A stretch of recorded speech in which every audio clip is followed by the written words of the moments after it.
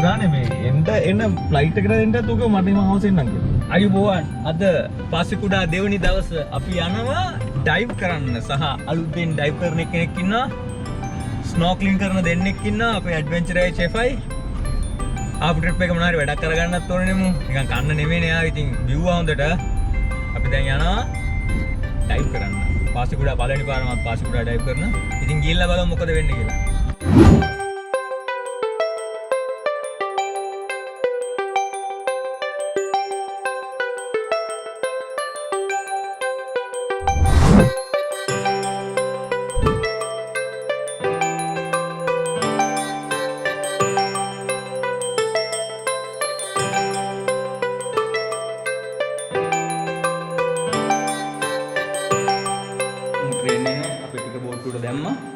දැන් තියෙන්නේ ඩයිව් කරන්න යන්න දැන් පොඩි ෂිප් එකක් බලන්න යන කතාවක් කිව්වා. පල්ලා ඩිස්ක්‍රිප්ෂන් එකේ දාන්නම් නැවේ නමයි විස්තර ටික.